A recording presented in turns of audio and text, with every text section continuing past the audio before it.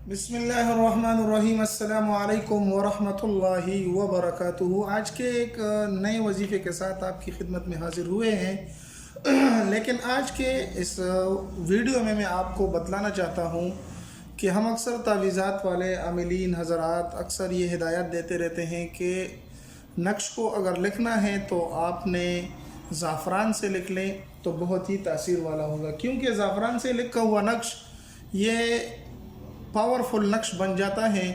लेकिन आजकल ज़ाफ़रान का लेना और उससे नकूश लिखना ये बहुत मुश्किल और महंगा पड़ता है, क्योंकि ज़ाफ़रान बहुत कीमती चीज़ है और इसका मिलना और इसको लेना ये बहुत मुश्किल है।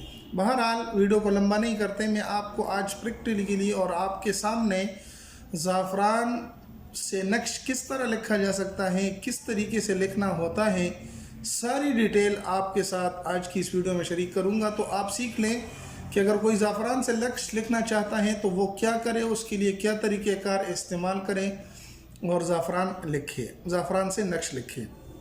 तो ये ज़ाफ़रान है मैंने लिए हैं। इसके साथ आपको एक कलम की ज़रूरत होगी जो आसानी से आप बना सकते हैं। किताब और स्टेशनरी वालों के पास मिल भी जाती हैं। अच्छी किस्म के ज़ाफ़रान ले लें। ये देखो मैंने ज़ाफ़रान ख़रीद लिए हैं। अब इसके साथ क्या करना है, तो आपने एक गिलास ले लेना है और उसके अंदर थोड़ा सा पानी डाल लेना है। अब इसके अंदर मैं पानी डालता हूँ। पानी डालने के बाद इसके अंदर थोड़े से ज़ाफ़रान डालूँगा। आप पानी की मकदार थोड़ी सी कम रखें, क्योंकि हमें ये बार बार बनाना पड़ता है, क्योंकि ये सूख जाता है और ज़ाफ़रान चूँकि कीमती चीज़ है तो ऐसे ना हो कि ये ज़ाया हो जाए। तो आपने जितने भी तावीज़ लिखनी है उसके मुताबिक आप ज़ाफ़रान को पानी में डाल लें। अगर पानी में डालना है तब भी सही है, अगर नहीं है तो इर्क के गुलाब ले लें तो बहुत अच्छा है। चूँकि मेरे पास नहीं है तो मैं पानी ले लेता हूँ। ये भी मैंने इसमें पानी ले लिया है, आपको नज़र आ रहा होगा। बहुत ज़्यादा थोड़ी मकदार में मैंने पानी लिया है, क्योंकि हमने 2-3 नक्श लिखने हैं तो वो इससे लिखे जाएंगे इंशाअल्लाह। और उसके बाद मैंने करना ये है कि ये ज़ाफ़रान है तो इसको मैं अभी खोल देता हूँ। अभी मैं इसको आपके सामने खोल रहा हूँ।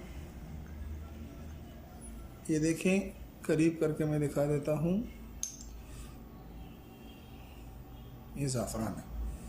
इसमें आपने चुटकी बर्फ़ डालने हैं, ज़्यादा डालने नहीं है, जितनी हमें ज़रूरत है उसके मुताबिक हम डाल लेंगे इसमें।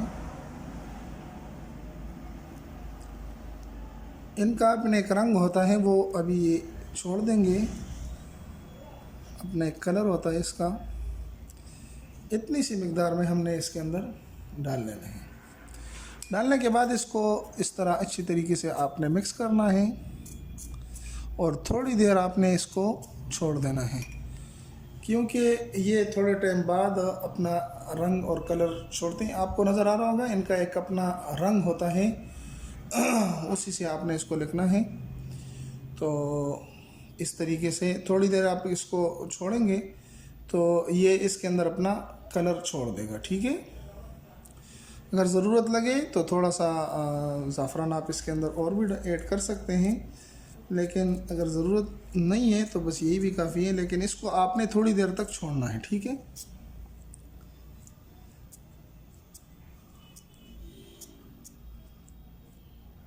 तो यही तरीका होता है इसका। इसको मैं तकरीबन 10-15 मिनट के लिए छोड़ देता हूँ। ये गाढ़ा भी हो जाएगा और इसका अपना कलर भी आ जाएगा।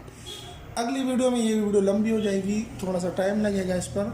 मैं अगली वीडियो में जो नक्श तैयार करने जा रहा हूँ ये किसी के लिए बतौर फरमाइश में बना रहा हूँ, क्योंकि किसी भाई ने मेरे ऊपर एतमाद किया है।